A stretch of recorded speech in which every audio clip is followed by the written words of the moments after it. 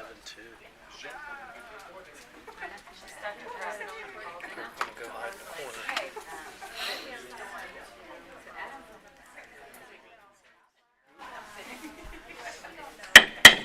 I'm going to call this meeting of the Monongalia County Board of Education to order, and all rise for the pledge to be led by our leader from 4-H, Becca, please, and then followed by the 4-H pledge. So. Allegiance to the flag of the United States of America and to the republic for which it stands, one nation, under God, indivisible, with liberty and justice for all. I pledge my head to clear thinking, my heart to greater loyalty, my hands to larger service, and my health to better living for my club, my community, my country, and my world. That deserves a how. Thank you. Okay, our next order of business is recognitions, and I'm going to read this. It said the board would like to recognize the Morgantown High School Big Futures Award recipients. The College Board National Recognition Programs award the Big Futures academic honors to qualified students who identify as African American or Black, Hispanic or Latino, Indigenous or Native, or attend high school in a rural area or small town. The academic qualifications include students score in the top 10%. It's on the PSAT. I'm sorry, it's written a little bit strangely. Hold at least a 3.5 grade point average, have taken at least 2 advanced placement exams with scores of 3 and above. Morgantown High School students meeting these distinctions who have received the 2023 Big Future Awards are as follows. Belisi McKendall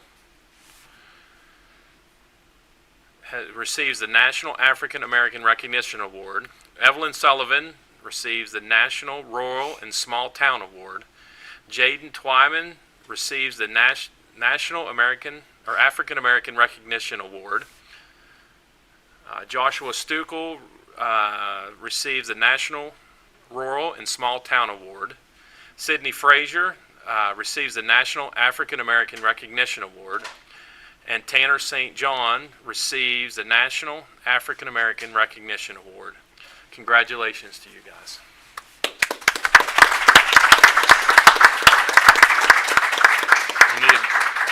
The advisor for this is Becky Berry, and she is in attendance. And I thought, yes, she is.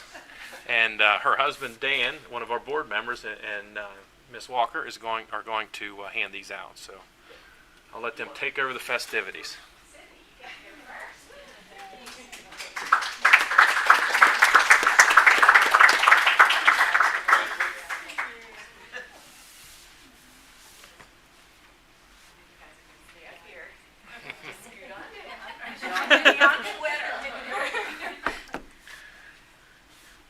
Next, Dan. Oh, Joshua. Yeah. Thank you. Congratulations.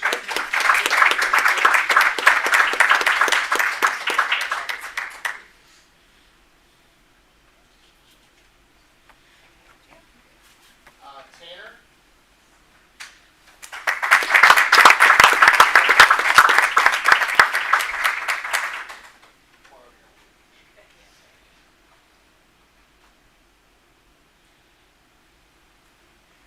Jaden.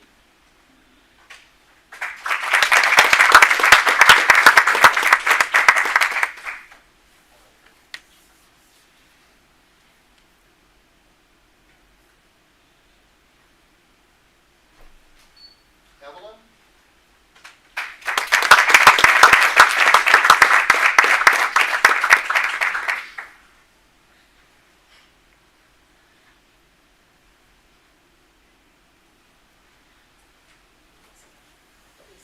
Alicia.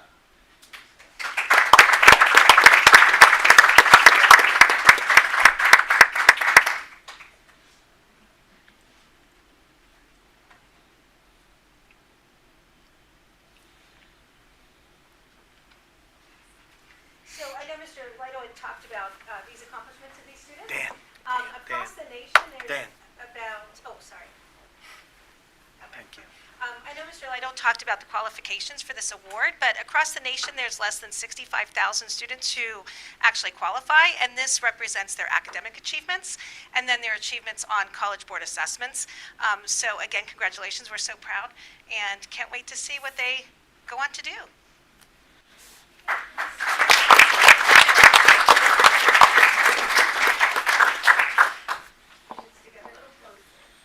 Come on, Miss Walker.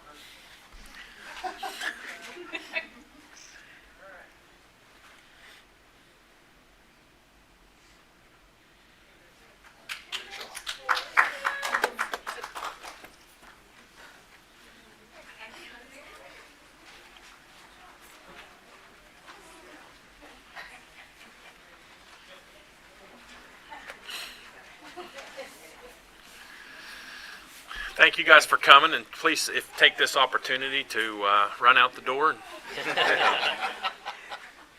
Unless you want to stick around and watch a board meeting. do your homework. You're welcome. Glad we got them all here.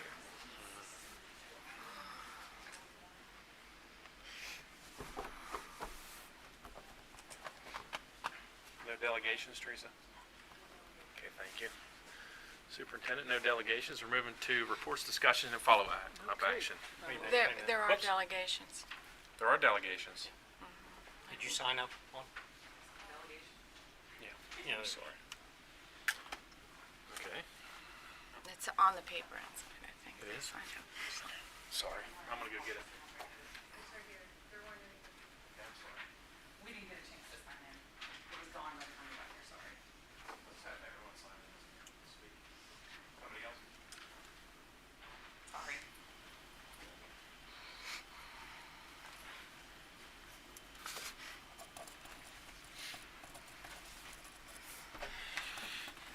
I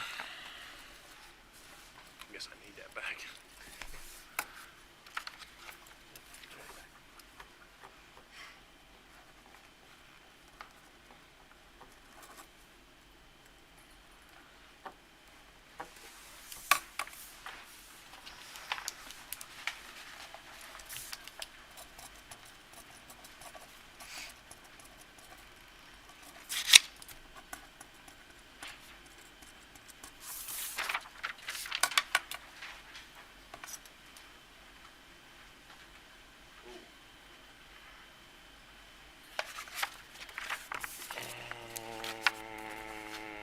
Okay. We're not gonna do this in the open session, I don't believe. Well, let her talk about what she's. I can see enough.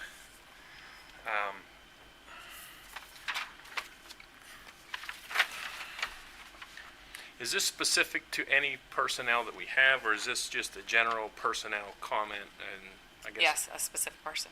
Okay. Well, we will be. Can't talk about that in open session. Right. I need a motion to go into executive session. Second. Thank you. All in favor? Aye. Opposed? We're gonna clear the room. Each one of you guys can come in individually and speak Actually, to if us. we just want to leave these here, we can go next door. Yep, Yeah. perfect. We'll That's be- all right. Relax. You all stay here.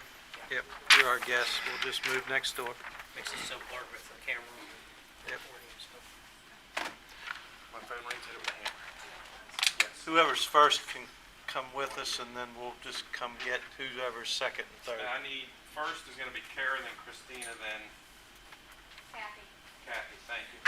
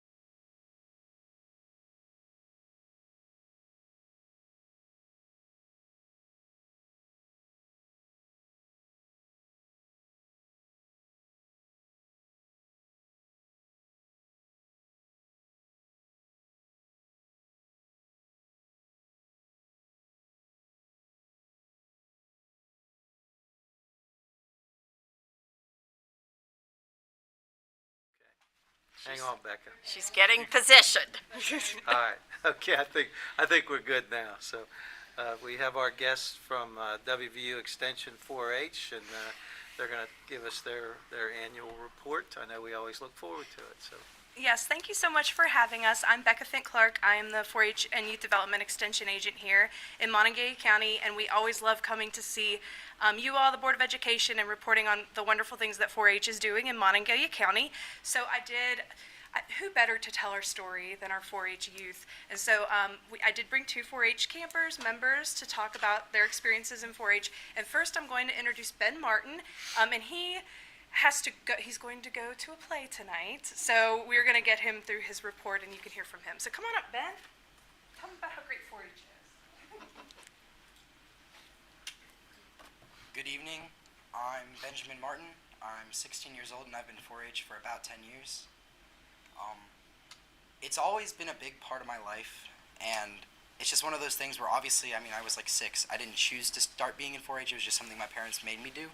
But like, as I grew up, it just became like so intertwined with like my youth and like what I see as community that I just really can't imagine my life without 4-H. And 4-H, whether it be through my club or through camp, it's just always a place where I've been able to have fun, make friends, and learn really important life skills that you really don't think about. And it's like, as a kid, was very scared of talking, and I was always very scared of trying to make friends. But like through 4-H, that's definitely like, I cannot explain enough how much like people skills I gained through 4-H, and like my ability to be cool and collected when speaking or public speaking like this. It's just like, I feel like 4-H really helps people, and I feel anyone in it is going to benefit and it helps you be a functioning member of society. You want to tell them about camp? Oh, I'm sorry. No, you're Well, I've gone to camp every year again since I was 6. I started going to day camp, then I went to overnight camp, and now I still do that, and I'm a counselor at younger camp, which was actually really fun. I'll be honest, I wasn't that excited to do it. I was doing it for volunteer hours, but then I did it, and I had a lot of fun. Camp this year was harder for me this year because I'll be honest, a lot of my friends didn't go. But like I said and learned through 4-H, I made a bunch of new friends and had just as much fun, if not more fun. And I don't know, there's just some level of like camaraderie and family that you don't get anywhere else. And like those nights you spend with people that some of them you don't see only during this week for the rest of your life even, but they just feel like your best friends even if you've only known them for 4 days. I can tell you one thing's for sure. You're doing a very good job of speaking, because most people come in here and for some reason they fall on their face. So that was a really good speech and very confident. I appreciated that. Thank you, And sir. the fact that 4-H brings that out in a young guy like yourself, that speaks volumes of the program. So Thank you. I'm proud of him. And he won't give a plug for himself, but he's an Annie coming up. So if you go see Annie, you may see Ben performing in that. But yeah, we're proud of him, proud of all of our 4-Hers. But he did serve as a younger camp counselor, and so a role model to our younger youth. And we appreciate his experiences and appreciate you coming and sharing your experiences. So you can go to your play and have a good time. I kept looking. I'm like, I hope he doesn't miss it. So What's his role? What's his character? what's your role in Annie? I play Drake. He's the butler. The butler? Yep. It's very So fun. you did it. I love it. The butler did it. Awesome. Thanks, Ben. We Thank you appreciate so Thank you it. very much. Thanks for coming. Thank you so much. Yes. Okay. I kept looking at it. I was like, I want him to have a chance to go to see. He's going to the Creative Arts Center to see Jesus Christ Superstar tonight. So next we have Bridget Wilson.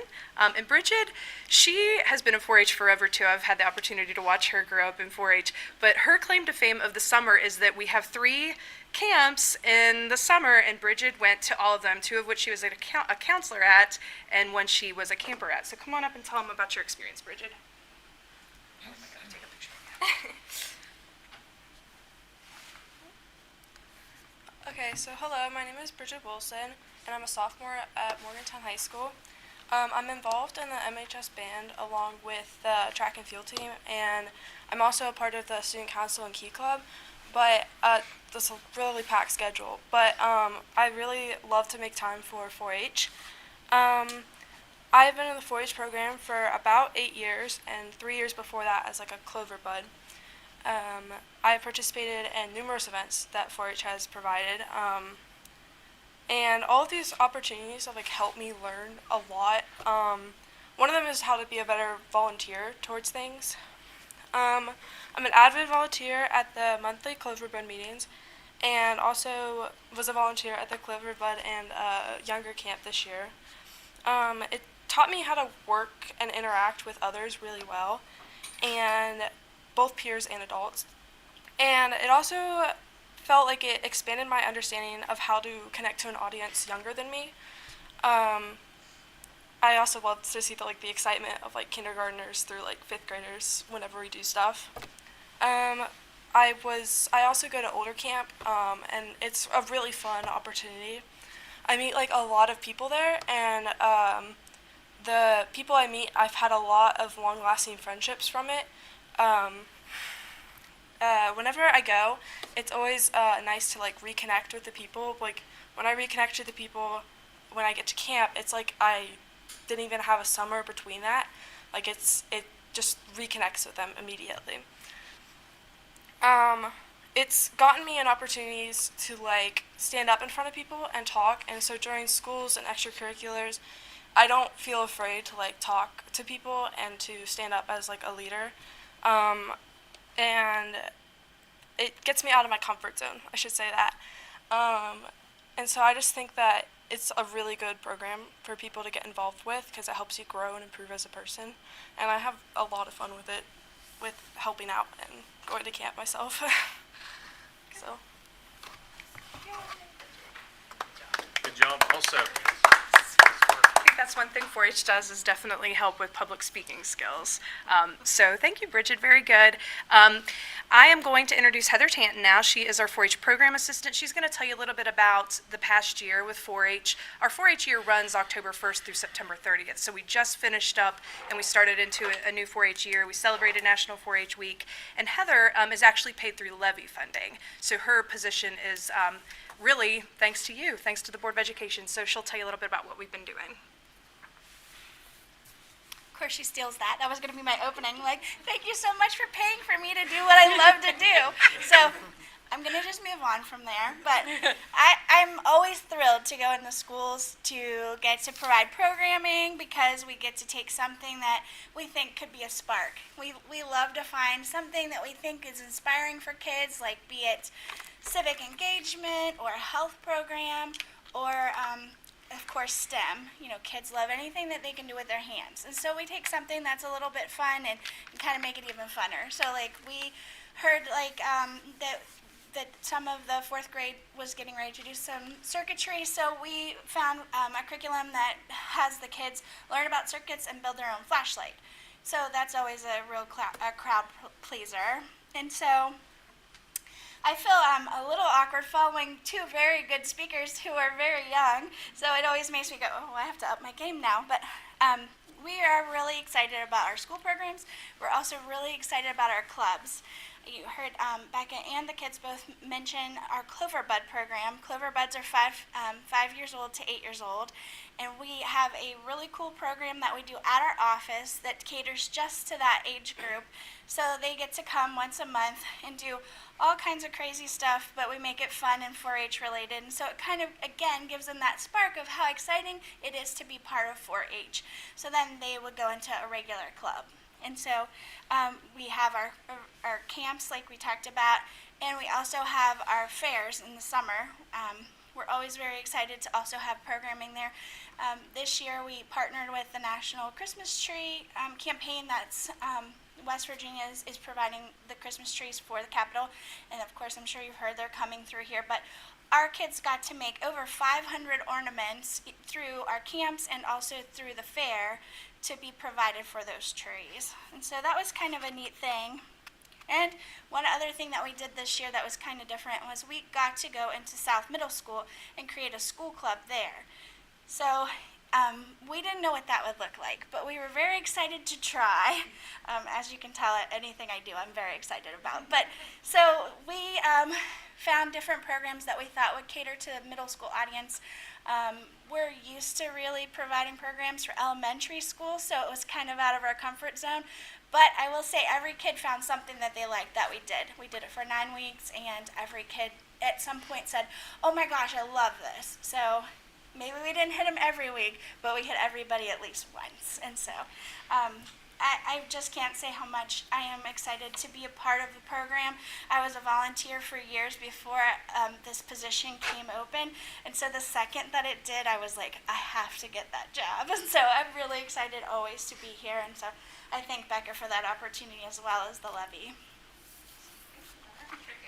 Okay, so I'll just wrap things up. So thanks again for everything. That's really where Heather and I come from, is a place of gratitude. And so we certainly appreciate the support from the Board of Education.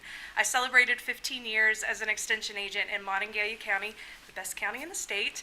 And I'm proud of where 4-H has come from when I started.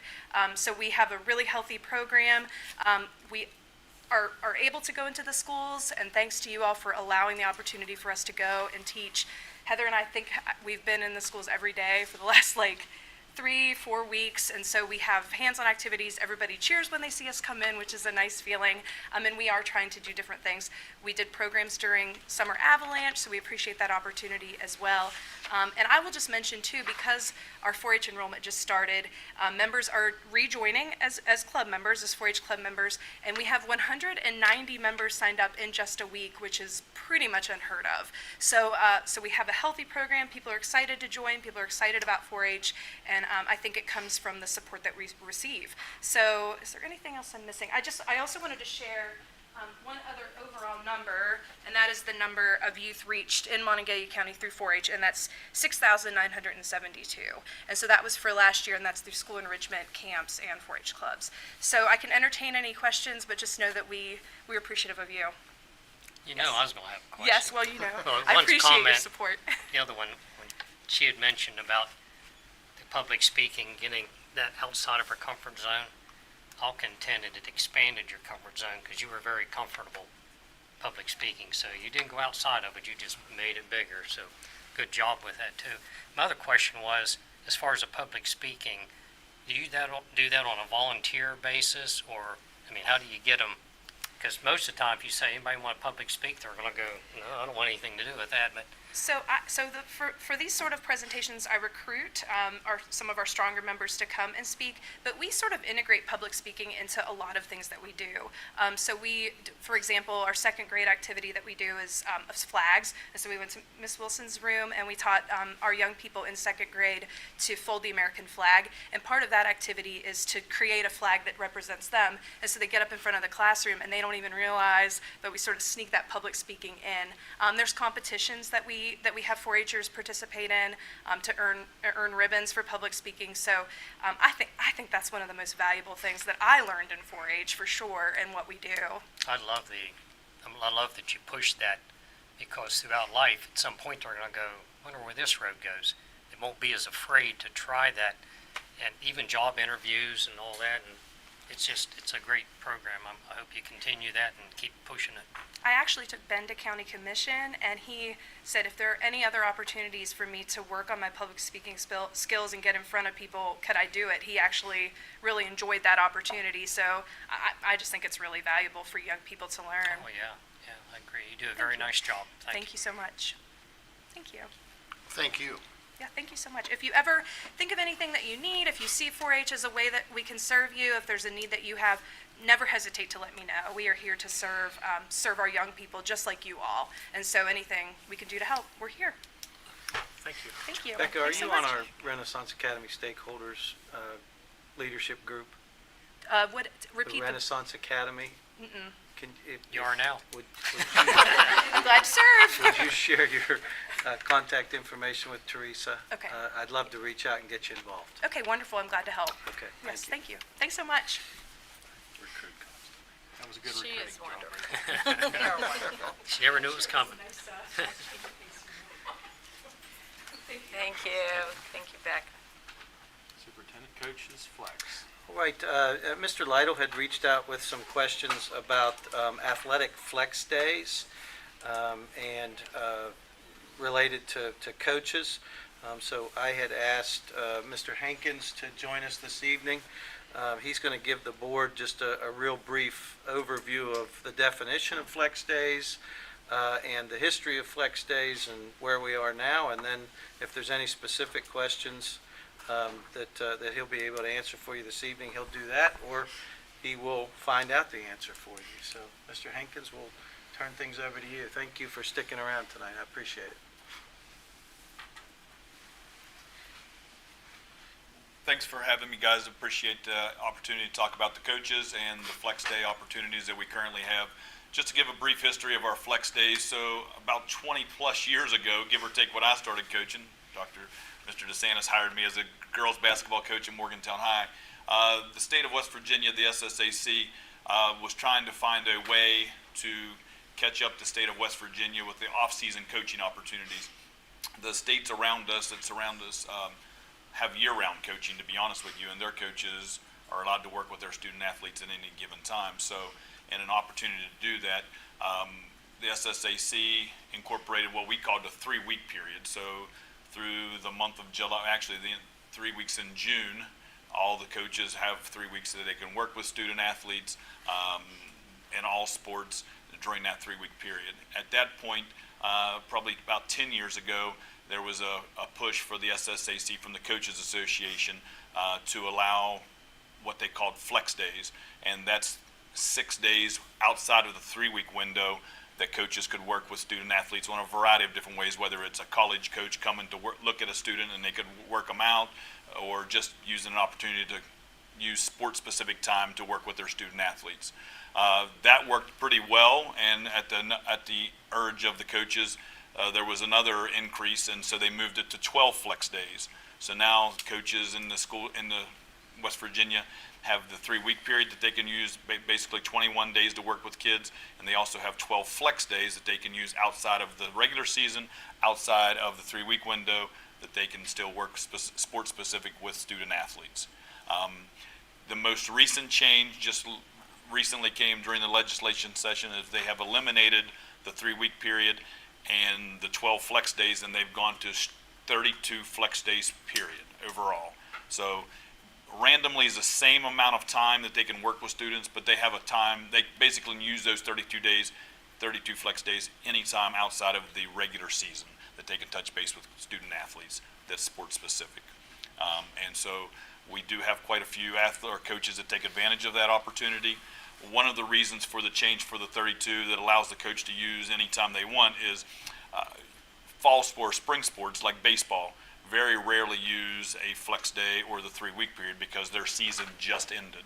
And so for them to jump right into a 3-week period in June, most coaches don't use that. Their kids are ready for a break, right?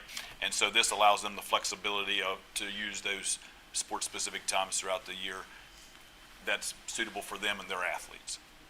So that's kind of where we're at this point with the coaches in the off-season related to the flex days. Any questions you may have for me? Yes, ma'am. So when some of our teams are requesting trips to go, just use an example, mostly it's softball and baseball, to travel south in the springtime. So would that be an example of flex days? Or No, so that wouldn't be a flex day because that's their regular season. They just choose to go in a spring sport because the weather's nicer in Myrtle Beach, Florida area. And so, but that's not a flex time. That's during their regular season. So that's during their regular season. So to dovetail on that, since attendance is one of our concerns, school attendance, do you review all of those requests before? For a flex day? Yes. Yes, for a flex day, I review all of those, and they actually come through our athletic directors at the high schools, at our middle school and high schools, or an administrator, actually both administrator and athletic director at our high schools. We have a form that collects every single day on it, all 32 days that they sign up for that they would request, and it would be approved and signed off by an administrator. But those flex days don't necessarily mean they would be missing school. Those flex days are after school, just like a practice that they could do at their own facility. Very rarely would you travel unless you use that flex day as a coach that you would want to participate in a tournament in the off season. But again, that would usually be after school activity. Usually would not miss school for a flex day. Thank you. Well, Adam, you can blame me for staying late because I was the one that reached out to President Lytle and had this put on the agenda.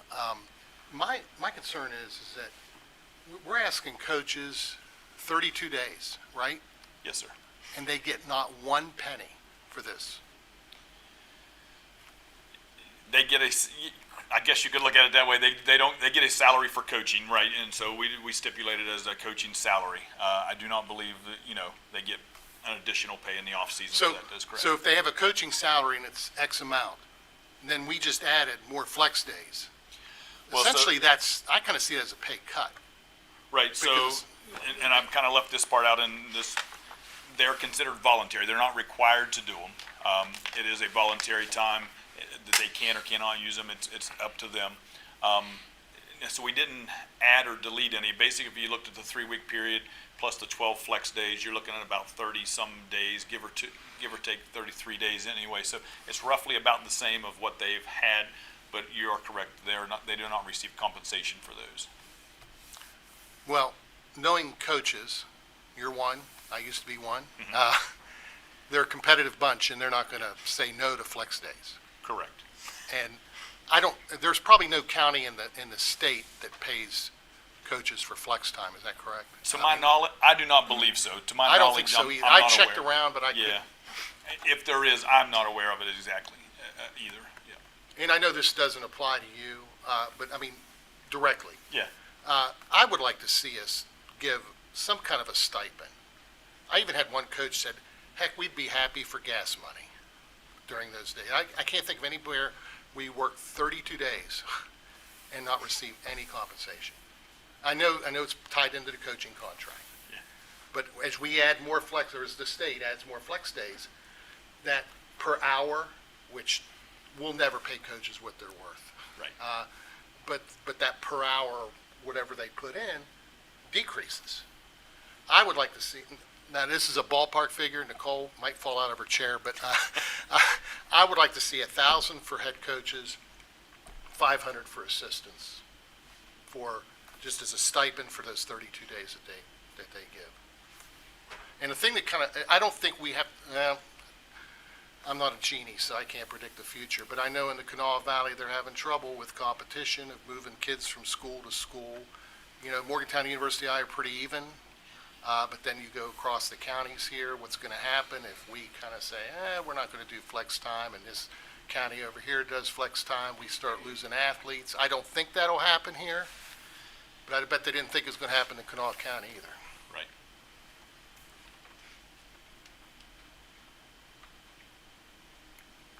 Any other questions, board members?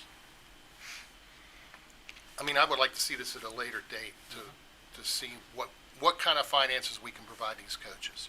It doesn't have to be the moon, but if we can find some money for them, for 32 days, no compensation, we can be the leader like we are in everything else in this county. Okay. Good. Thank you. Thank you. Thanks, Adam. You can sneak out Thanks, too. Adam. Appreciate it.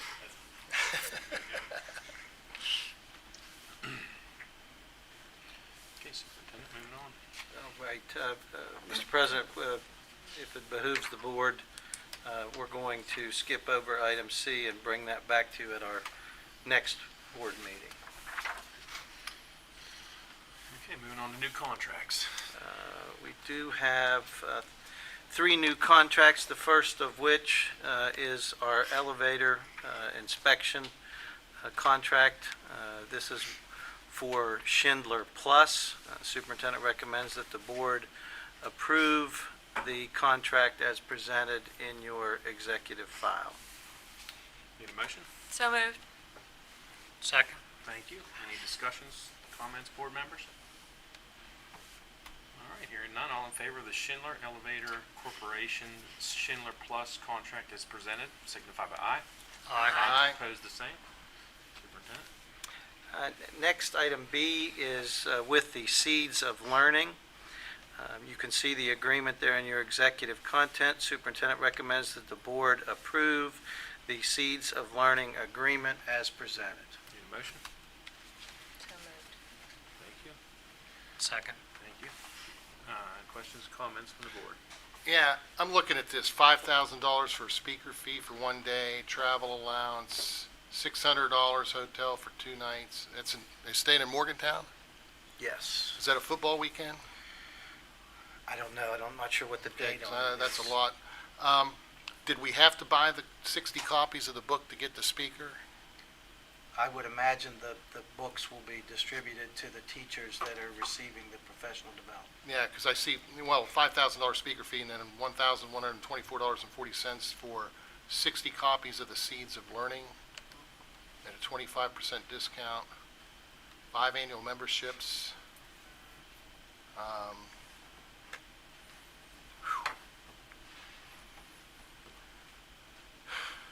It's a lot of money. It's being For 1 paid, day. it is being paid for out of the money provided to us by the Department of Education, Okay, not out of our general fund. so it's not out of our general It- fund. it is This is not. money we have to spend anyway, It right? is money that we do have to spend. And And we this- do have to spend it on Skyview Okay, as well. all right, That's fair a enough. principal selection of. Fair the- enough. Thank you, Dr. Campbell. Yes. And the date of the training is February 20th, 2024. Okay.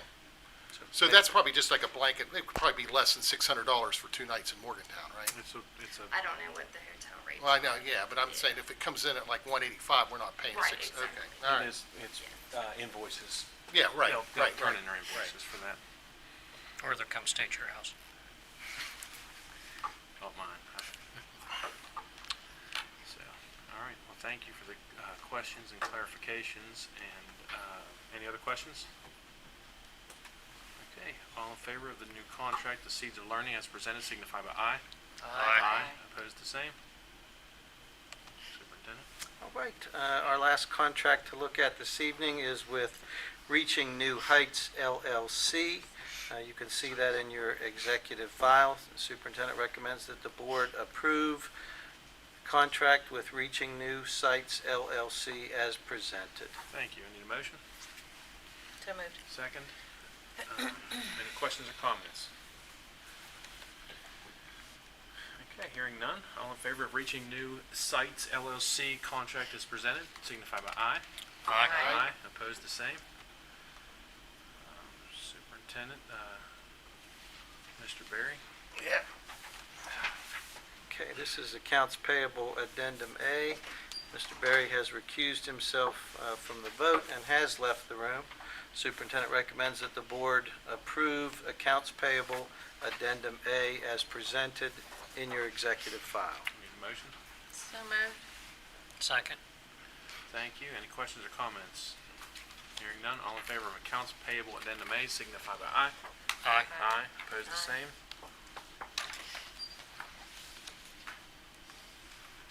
Let's see how easy I can do that without. Okay. Superintendent, consent agenda. Yes, superintendent recommends that the board approve the consent agenda as presented this evening to include item A, expenditures exceeding $3,000. Item B, the payment of salaries and accounts payable. Item C, field experiences. And item D, the minutes of your September 26, 2023 regular board meeting. Need a motion? So moved. Second. Thank you. Any questions or comments? Yes, I'd like to ask about the second item on the expenditures over 3. Because this would appear to be a green bus. Yes, that is. So, what is the status of reimbursement for that or partnership with the state? We're getting 2.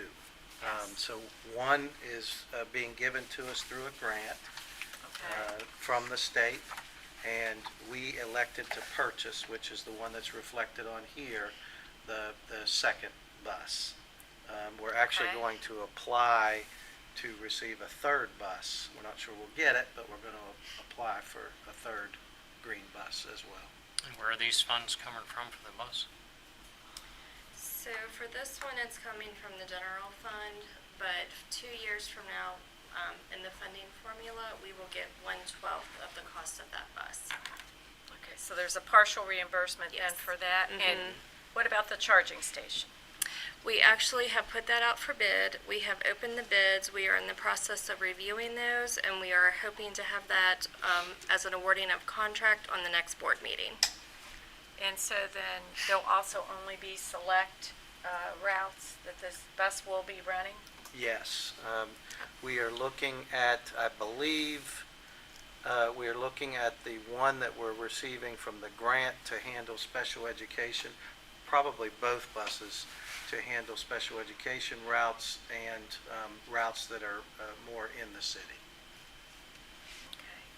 Okay. And just, These are smaller buses. so these are smaller buses? Yes. These are not the buses that we had previously for the No.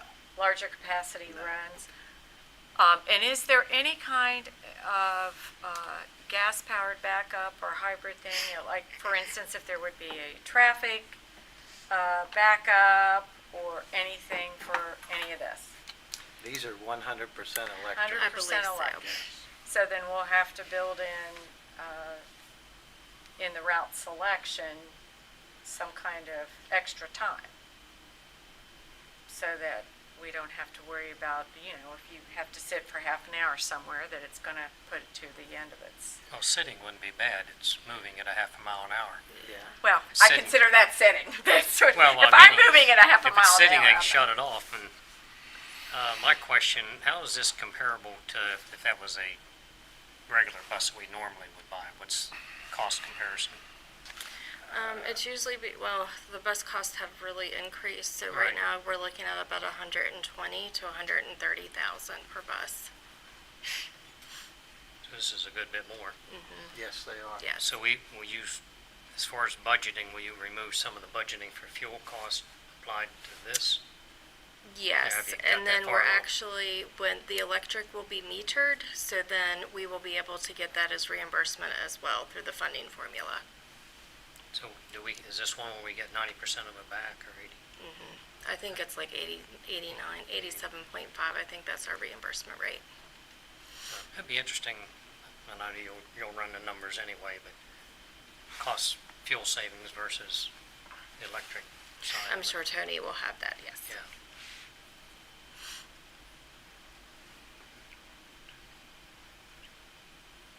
We had conversation about this at our last school board association meeting, and most counties around the state don't have the infrastructure for these. They just can't put the power because they don't have the grid. So it's a pretty good opportunity there for us to take advantage of being able to do something that's energy conscious at this point. So, do you have an idea what that charging, where approximately that come in? Just I do, but we haven't awarded the bid yet. Oh, You can't say it. It was a public bid opening, so right now we're at about 366,000 for how many buses? for 5. Are you talking about the charging stations? Five charging Charging stations. stations. So it's 50,000. No, it's And that's the 70. pad, that's the electric, and then that's the actual charging stations. And we'll have 2, maybe 3 to start with? To start with. Of the smaller ones. Smaller, yeah. Yes. Yeah. So are the charging stations reimbursed through the transportation funding formula? Yes. Okay, So that'll be the 87% and that'll, we'll get. all right. Yes. So that's. But we don't get 87% of the bus itself, We'll get 1/12 1/12 of the bus. for That's 12 years. That's about the population we put under roof every day in our schools. 1/12 for 12 years, so you get it the time. But It lasts that long, 12 years. okay, well, So, just since we are purchasing this, that's why I keep asking these questions. So our maintenance crew and mechanics and everyone at the Brass Garage then is good to go with this? There's not going to be, They'll be trained on the service okay. of it. All of our mechanics have had the opportunity, if you remember last year, we had one, we got to keep one. Yes. For, a month, 2 months? 6 weeks, something like that. Yeah, something like that. So they all had the opportunity to experience them, work with the ins and outs of it. And So again, we decided that it wasn't practical for us to buy a 75 or a 90 passenger with the routes that we run. But we felt like there would be some real good use with the smaller ones, where we could get some benefit out of those, especially if we keep them in town. How many propane buses do we have? I couldn't tell you off the top of my I head. don't know. Yeah, not as many as the diesel. Well, no, but I was thinking that was a new whiz-bang thing. We went to propane, now we're going to electric. I'm just Right. wondering how propane panned out, if you will.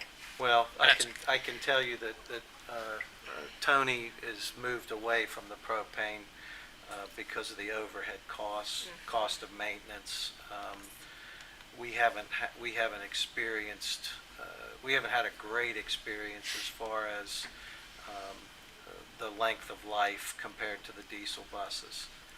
So Tony's still a believer that for our area that diesel will continue to be, will make up a majority of our fleet for a variety of reasons. But we aren't ready to move in the direction of propane, nor would we be ready to move in a complete overhaul of our fleet from an electric standpoint as well. The other question that come up as we had this conversation in Charleston was the first responders and trying to figure out how we can partner and make sure we're covered on that side. So it's going to be a challenge that this whole entire technology is going to have to take on, and how we can make sure that we have those people available and trained in the event of a catastrophe. So There's a lot of voltage there again. well, I mean, if there's some concerns that they know about that I'd like to make sure we're having conversations with the first responders about. It's not a dangerous thing for the students, but it's a concern as far as if a bus catches fire, how do you put it out? Hey, you don't spray water on it, that's for sure. Don't spray water on it. They know, but that's what I'm saying. We just got to make sure that we're working in partnership with the people that will have to respond to this eventually. So, any other questions on the consent agenda? Or, consent agenda as a whole? Okay, hearing none, all in favor of the consent agenda signify by aye. Aye. Opposed, the same. Thank you. Superintendent? Okay, next is an early graduation request. Superintendent recommends that the board approve the request. The documentation is also in your executive file. Okay, I need a motion. So moved. Second. Thank you. Any questions or comments? Hearing none, all in favor of the early graduation request as presented signify by aye. Aye. Opposed, the same. Superintendent? Next, unfortunately, is a student expulsion. Superintendent recommends that the board approve the student expulsion as presented to you this evening in your executive notes. I need a motion. So moved. Second. Okay. Any questions or comments would be said by saying, I move we go into executive session, but I'm not going to do, I'm just saying, no questions, comments at all? No. Okay, I just want to make sure. All in favor of student expulsion as presented, signify by aye. Aye. Aye. Opposed, the same. Board member updates? I have none. So can we put transportation on the next meeting? Because I think we've had a couple months of the bus chime changes, and I think we just, usually we get that once a year, and I think we all have questions just about how things are going and all that kind of stuff. Some of the stuff Mike was asking. So. I don't know. That sounds like a good idea. We were told that we, after they got a chance to get their feet under them, they would come in, so that's about that time. So we come. Teresa's making a note as we speak. The update I have is we're working on, I went to a legislative meeting statewide legislative meeting to try to figure out what kind of priorities, legislative priorities, we was going to, as association, bring forward this winter. And if there's something you guys are aware of and you want me to carry to them, I will absolutely do that. But there's very little that we had at this point that wasn't something that was already in the works from last year. So it's pretty much a repeat of last year. And there was some questions about some different changes they wanted to make, and the advice that we did give was that when you open that up, you never know what you're going to come out with. So we have to be careful. And Well, I think the administrative number issue and the fact that all professionals in all counties don't have the same job title, et cetera, was an issue that was brought up at the School Board Association meeting, and the fact that we probably need to continue to be on top of that. Because as I say over and over, those administrators keep the teachers in the classroom. The teachers aren't leaving the classroom to talk to the parents about a particular issue at a school because the administrators are handling it. Or other support personnel that are in our schools. So I really would hate for legislation to cut down the service to families and to the teaching staff and to others in the system because some people feel some counties aren't using them properly. So the one thing that we are going to push for as a group was that with the new legislation, I think is going to happen, that counselors have to be with students 97% of the day. That's a great thing to have the counselors in the presence of the students and making the connection with the students and guiding the students. But we're going to ask for a service person, a clerical person for the counselors, because they won't have time to do the work that they need to do on that side. So that's one of the requests we're going to put forward at this point, is for them to earmark a person for that with that legislation. And they, as an earmark, when you talk about something like that, you're talking about 1.2 or 1.3 million across the state for that additional position. But if they don't have time to do the clerical work they need to do, who's going to do that without the administrator pushing that on someone else? And that's not really the correct to do that way either. So we're gonna that's one we're working on. it has to be face-to-face time? So it's not. 97% of their time. So even if they have, but let me ask this question, so if the students in the counselor's office getting their transcripts and their things to turn into the colleges, does that count as real face-to-face time, or is that It's face-to-face. Okay. But the issue would be, I don't think you can keep your own schedule with 3% of your time, to be realistic, and try to keep How you keep up with reaching out to paperwork. kids. How you keeping that? I open, don't so. know how that's all gonna work. Well, we're gonna ask that at least there's some kind of fiscal note attached to it, so we can take care of that side. Is one of the things we're gonna do. We're also gonna fight coming into the boards or to the counties and telling us how many administrators we can get, and that's one we're gonna be against. So those are the two that are on top of my head, and the others we're still trying to formulate over the next couple of weeks. So if you guys have something, get it to me. Flex time money. Yep, there you go. You can actually get that. There's an easy way to get that from Right. Charleston, I guess. Right. That's probably the easiest, that's probably one of the things they'll be more than happy to support, because Yeah. unfortunately, it's sports, which they all support. You have anything? Nope, I'm good.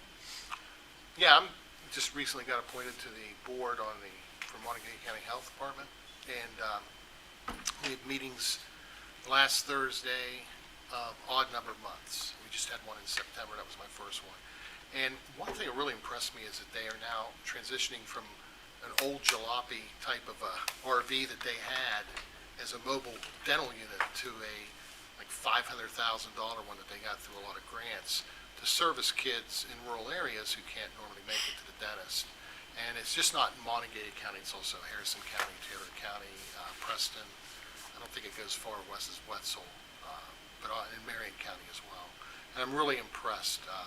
The dentist is a former student of mine. I don't think I should probably mention his name, but I knew he was going to go on and do great things. And the fact that he used this to work for the health department as a dentist to help these kids in rural areas was just, it didn't surprise me with the heart that I knew that this young man had, but he could be making a lot more money other places. And like I said, I was just really impressed that they were able to get that new unit and service more students in our county and other surrounding counties. So I'll have another update in November. Probably just beginning of December, because we only meet on odd months. All right. Okay, Superintendent, let's work through some policies. We do have some policy work to look at this evening. First policy up is 4220, staff evaluation. This is the first time you've seen that, so Jennifer will guide us through that one. This policy applies to service personnel, and it was revised as a result of changes to West Virginia Board of Education policies 5300 and 5314. The recommendation is that the policy should be adopted so that our policies align with the state policy. And basically what it does is sets forth performance standards and clarifies a little more the need for a plan of improvement in certain situations. Okay, board members, you've had a chance to review this. Any questions specific? Okay, bring that one back. We will. Next is policy 7100, facilities planning. Again, this is your first opportunity to look at this. So Jennifer, anything in particular here we need to take note of? Yes, so this policy is a result of Senate Bill 246, and the update is for two purposes here. One is to require water bottle filling stations to be installed in newly constructed schools, and it also gives guidelines on the number of stations and how they're designed. And also to define a major improvement, which according to this means a project meeting one or more of the following, that it would increase the square footage of a school by more than 5,000 square feet, or the cost is greater than $500,000, where plumbing work constitutes more than 20% of the project's construction cost.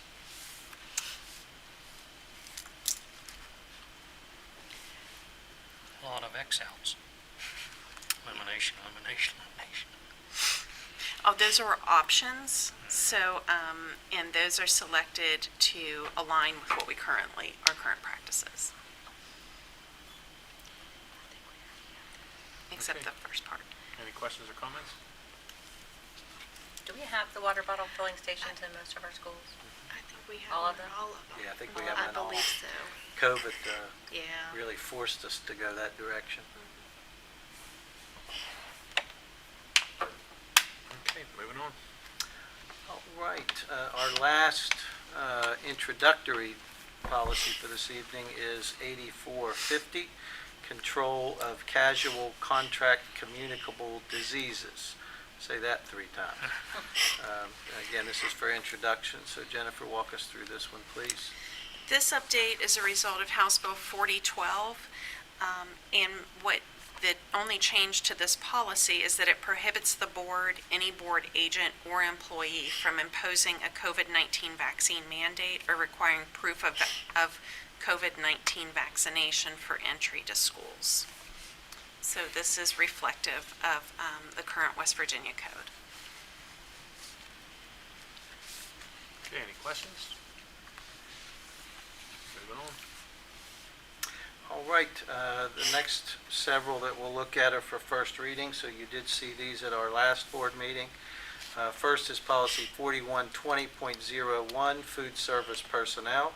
Superintendent recommends that the board approve policy 4120.01 for first reading.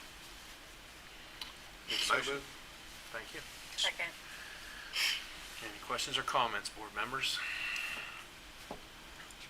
Do we have any public comments about any of these? These are just going. These are for first reading, Mr. Kelly. Okay. They'll go out if you all approve them tonight. Oh, I tried to figure out these were first reading instead of second. Okay. Hearing none, all in favor of policy 4120 .01, food service personnel for first reading, signify by aye. Aye. Aye. Opposed, the same. Superintendent? Right, next is policy 4160.02, physical examination for school bus operators. Superintendent recommends that the board approve policy 4160.02 for first reading. Need a motion? So moved. Second. Any questions or comments? Hearing none, all in favor of policy 4160.02, physical examination for school bus operators for first reading, signify by aye. Aye. Aye. Opposed, the same. Superintendent? All right, our last policy for first reading is policy 7440.01, video surveillance and electronic monitoring. Superintendent recommends that the board approve policy 7440.01. Need a motion? So moved. Second. Thank you. Questions or comments? Hearing none, all in favor of policy 7440.01, video surveillance and electronic monitoring for first reading, signify by aye. Aye. Aye. Opposed, the same.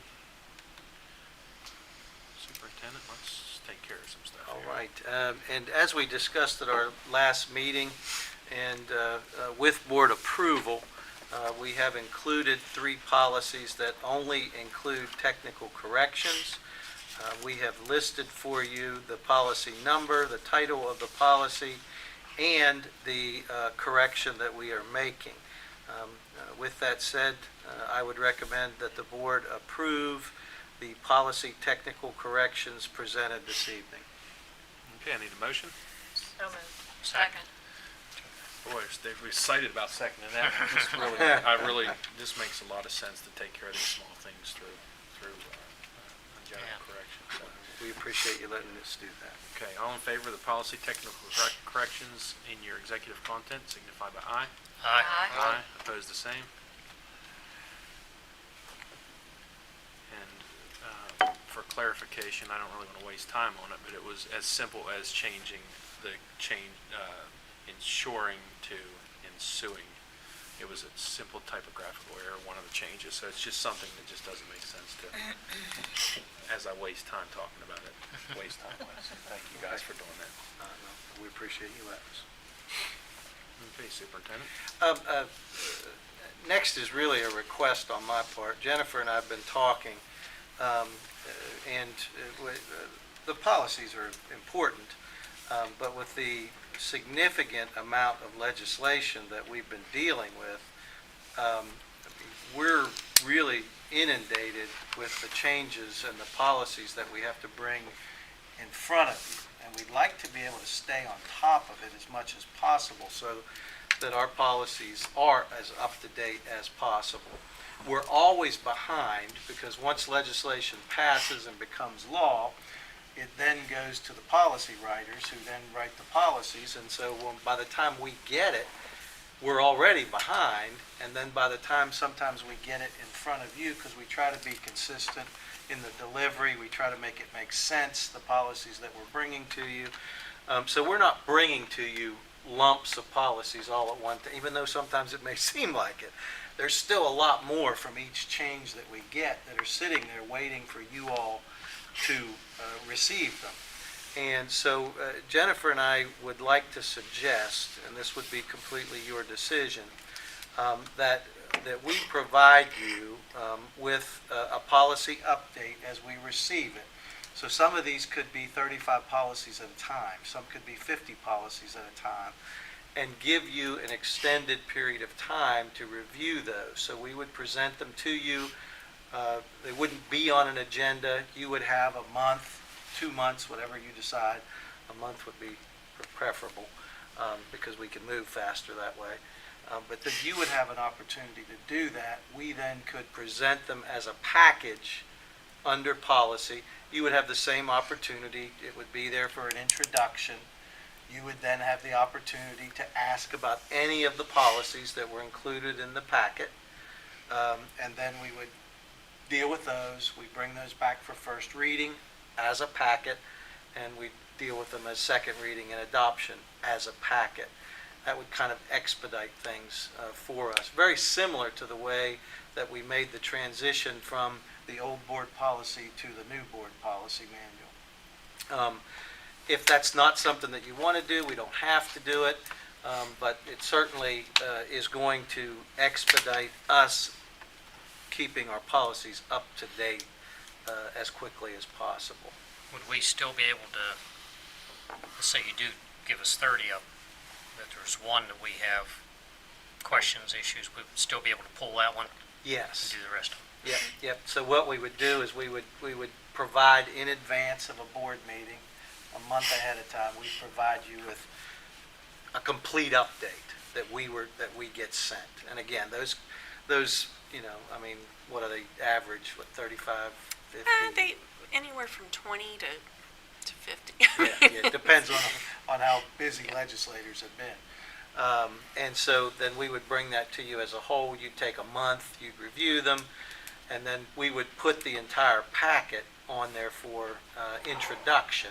And at that point, Mr. Kelly, if you had a particular one that you wanted to talk about that evening, we would be prepared to discuss that with you and answer any questions, make changes, do whatever. We prepare it the same way that we prepare them now in advance for you. They'd be presented the same way, and then we'd bring it back for first reading, ask for your approval, then we'd bring it back for second reading. I would like to suggest that you send those all to us, and if I have a question about policy 74-4-01, you answer me along with everybody. In other words, it would be, board member Kelly had this question, here's the answer. Because we may have the same questions, but that saves us addressing it 5 times. Right, we're kind of on the same, I was getting ready to say that, if we could put it in a Word doc or a Google doc where we can all put our comments on that doc. And I Well, can we see- can't do that because of Oh, you the can't do that? No, because sunshine. yeah. Oh, yeah. But There with could my, be- with my, see, we're not bantering back and forth. I just asked a question. Okay. But then when he answers it, he answers everybody. Here's the question, but everybody gets the same answer, so that we're all hearing the same answer at the same time. And it might be, two of us may have had that same question. And it saves, or we may not have even noticed that part or whatever. But then Does that have way, to be discussed out loud, though, in a board meeting? I'm wondering. no, we because it's can just, bring those it's a question. before in the meeting if you want to. I mean, it's the same as when you ask Dr. Campbell questions about other things and he responds. But if you want, we can bring those questions out in the Yeah, that board would be- meeting and address them. Well- And if you do have a question, it would be good because there will be so many. If you could send those in advance so we That's- know what to address. That's what I was, and I would like to maybe maybe you can check it out and see if we can, because then we have all the answers before the meeting. We can't all get the same answer. If you ask a question, he can answer your question, and then you Can't can ask answer that same question in the Yeah. board meeting, but we 'Cause can't. that's the We can't. phone call I just made. I'm not so sure, I don't think that. because it's clarification, it's not, I'm not giving, you have no There's no idea. discussion. No discussion. If I'm just asking clarification, does this mean this? Then he's just explaining what it is that I'm asking. We're not bantering back and forth, we're not having those conversations, but if you would, maybe we check that out and see if we can, because I think it would be so much quicker if everybody got their answers before the meeting, because if we wind up with 30 questions, we haven't gained anything.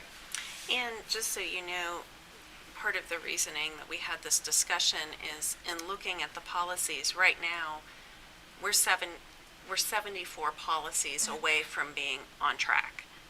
So at this rate, we will just keep falling further and further behind with Right. the updates as they come out. So unless you want to spend, 10 policies a meeting. I mean, if you have 50 policies in there and somebody says, I had a question about policy, whatever, we could just have that conversation within the packet. Absolutely. Well, what I'm Seems saying like though because is, it seems like it's gonna be a lot of. for example, if I'm reading this policy 4124.01 and I see insuring and it should be ensuing, I could ask him, is this really the word that we're looking for? And he could say, no, that's a technical, but I think everybody could get that same answer. I don't know if I'm making myself clear, but Well, he's just. Dr. Campbell could just send a clarification out to say that this word should be ensuing in this Right, policy. that's the point I'm making, if that's. He doesn't have to identify which one of us said Right. it. No. No, I wasn't meaning that, each board member. No, I know what you mean, Mike. Yeah, That's- just, and that way we're not discussing it here tonight like we're doing. So let me ask this question. This is a broader question. I feel like we really don't have a determination in the policy world. That the legislation, most of the policies have to, word for word, pretty much reflect the legislation. So I'm rather discouraged by policy, because it used to be the way the board would manage the school system. I don't know if manage is the word, but they were to reflect the board and the legislation together, how that went out into the community. Because as you all know, we've had these big discussions about how we can't change the way the policy's written because of legal ramifications, liability, a variety of other things. So I guess I don't have a disagreement with doing it this way, but I want to be sure if we're going to approve policies in a grouping, that somehow the public knows what those policies are referring to when it comes that time. These policies include, food service personnel, physical examination for school, but some way that the public knows, because I think it's going to look more and more like we're not trying to put everything out, like we're not sharing all the information with the public. So that's my first thing, and I understand why we need to do these in these big caches, if you will. But the other thing is, realistically, how much real input do we have on policy? I don't feel like we do, and it's because of the legal world we now all live in. So I don't know if Jennifer or Superintendent want to expound on that, because for the most part, I just feel like we just have to approve what we're given because of the way things are now and the constant legislative changes. I think it's a great question to talk about, because I think you're right, but there is some latitude for the board. And I really think it comes down to the individual policy. So if we could reference the policy this evening that was on 8450, the 84. communicable diseases. What's that? Communicable disease, or communicable contact, Right. communicable Casual diseases, contact. yes. Right, and how many options were available? There are a lot of options. There's a lot of options in there that the board could consider as far as language that they could adopt. One of the things, and this may be beneficial for Mrs. Haggerty and Mr. Barry, as far as history, when we started working with these particular policies, the board at that time, what we were doing is we were bringing the policy kind of in its raw stage, so the board saw everything without really looking at the way the policy was currently. And so I think it became kind of confusing as to what the board could do and couldn't do. So the board asked us to go through the checklist of options and give you a policy that reflected the current state of policy. And so, a lot of these policies you don't see. Like I think Mr. Kelly said, well, there's a lot of X'd out there. A lot of things were X'd out. Well, those are options that the board could discuss in a meeting and say, well, you know what, we haven't had that for 10 years, but we really think times have changed, and we should include that particular piece of language in the policy.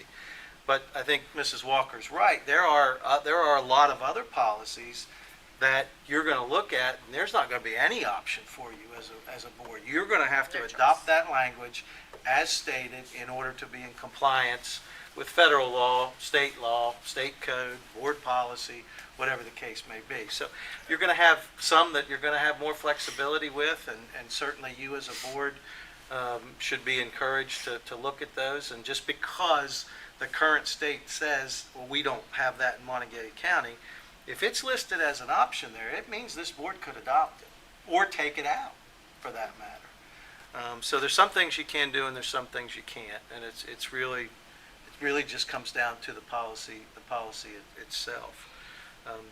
The concern that we have, obviously, is that we're getting so much new legislation now that keeping up with it's really important for us to be in compliance with where we need to be. Maybe we could use the groupable policies, the ones that we really don't have a say. We gotta maybe put those all together and say these are all the ones we have to do because we have to do it. Is that possible to do that, or is it in sequence? They're in a sequence. Are you saying maybe adopt them separately? No, or just, like you were talking about bringing when we them all. present them to you. Right. Okay. If you got So what 13 you'll of them. get is the this little blurb that I read to you for each policy. We will put that in the front of the manual, so you'll see, and I'll put on here that it has to be adopted to reflect code or Right. policy. So that will be there as a guide for you as you go through them. But then we could adopt them all together is what I was meaning. So we would, To fall in line, kind of back to what you two had requested, would those policies fit into your guidelines of being able to do them all at one time? Oh, yeah. all Yeah, of that's what I'm getting at. as a full update. Right. Yeah. Yes, that's exactly what we want. Because we'd be working with the document as a whole anyway, so. Right. But it's something we have to do, so we don't. Right. When we introduce it, if the board wanted to discuss and change a particular aspect of a policy, that's what the introductory period is for. It gives you the opportunity to talk about the options that you have as a board or don't have as a board, and then ask us to make those changes so when it comes back for first reading, it's a clean copy of what the board wants. And you said that the options that this board has, we have options. If three of us say no to any policy that comes through, the policy does not pass. I mean, it feels like sometimes we're just beating through policies and nothing matters. I do like the fact that the one thing I liked in that, we scratched out the more training for teachers part of it. It's kind of like they have enough.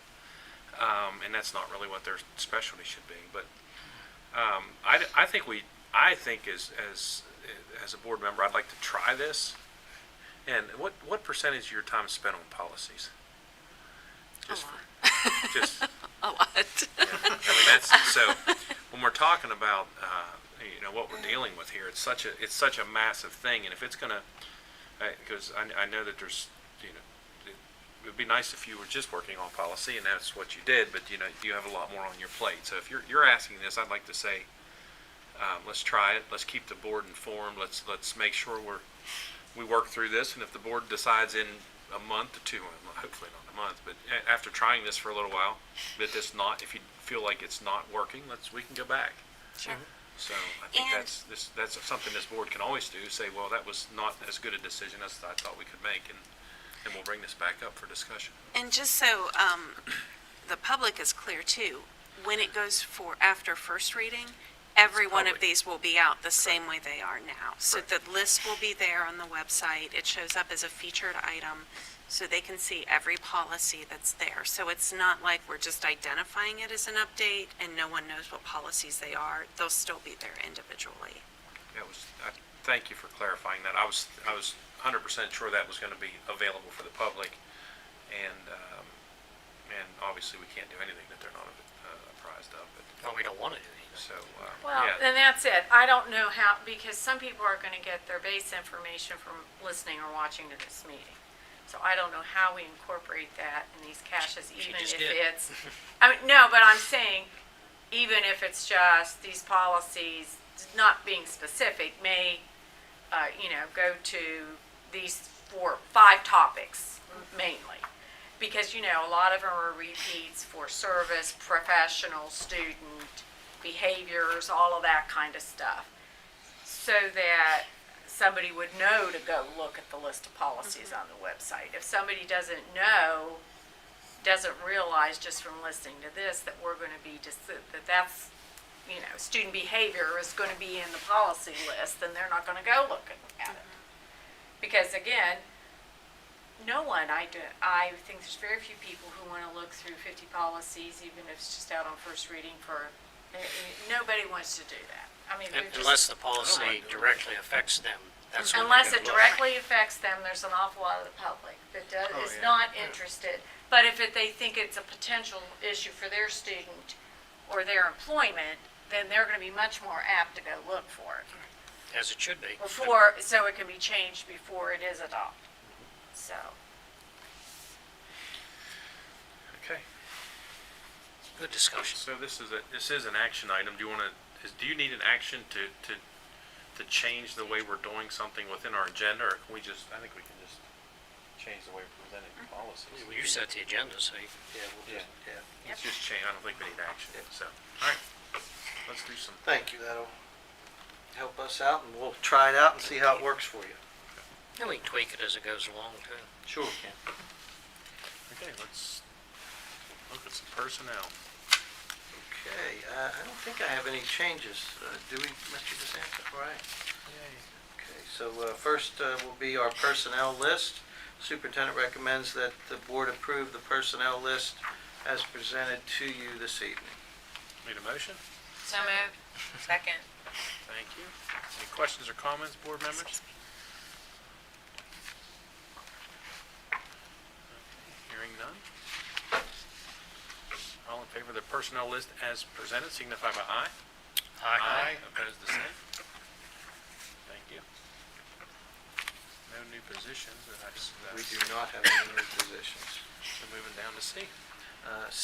We are down to our personnel list addendum. Again, no changes to the addendum. Superintendent recommends that the board approve the personnel list addendum as presented this evening. I need a motion. So moved. Second. Questions or comments? So how are we doing with our ECATs, special ed aides, all that? Because I see we've got some on here. So we're slowly filling positions. We still have a couple vacancies from the start of the year that we're working on. We're pulling new people in. We have some really good outside candidates. I think many of our subs aren't interested in full-time employment based on the bids that we're seeing for the jobs. But in looking at some of the new applicants that we're getting, they look promising.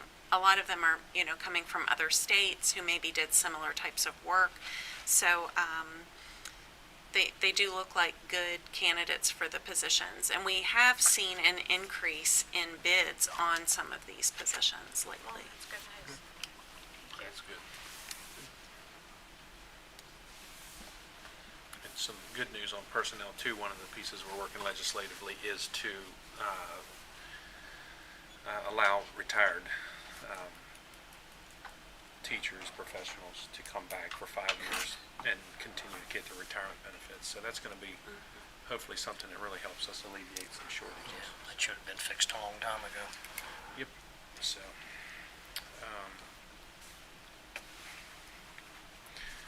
okay, hearing no more comments, all in favor of the personnel list addendum as presented signify by aye. Aye. Aye. Opposed, the same. Okay. Anything else for the good of the order? We're adjourned.